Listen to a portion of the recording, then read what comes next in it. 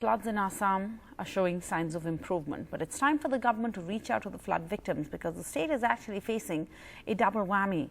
At least 62 people have died of the floods in the Assam monsoon, and since April, in a Japanese encephalitis outbreak, more than 100 people have died. So since 2013, between the floods and encephalitis going hand in hand, over 1,000 people have been killed.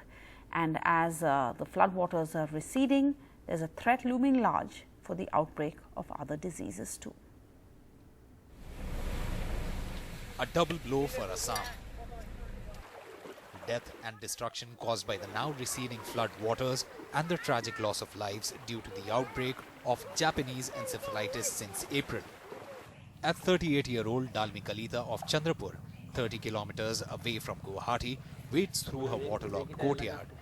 She is worried about this stinking, stagnant flood water, a possible breeding ground for diseases like the dreaded Japanese encephalitis. Her 6-year-old daughter is already running fever. With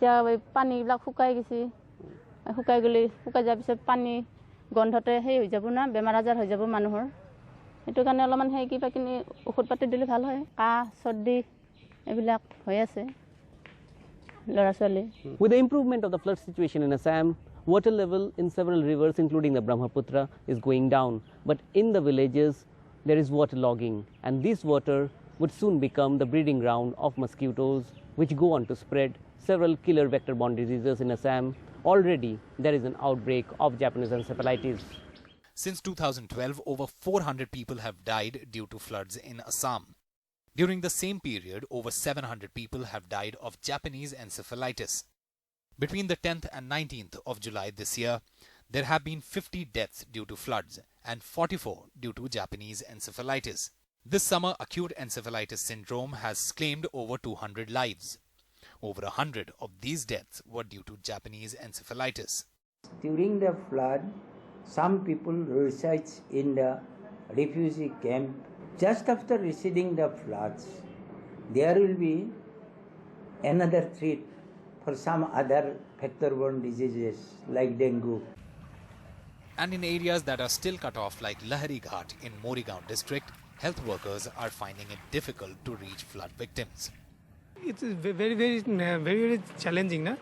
Japanese encephalitis is, outbreak is there. Now, again, the situation is aggravated by flood. So, people are suffering a lot.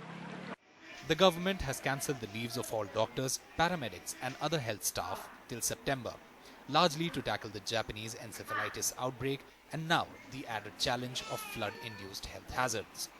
With Ratandeep Chaudhary in Guwahati, Osama Shah for NDTV.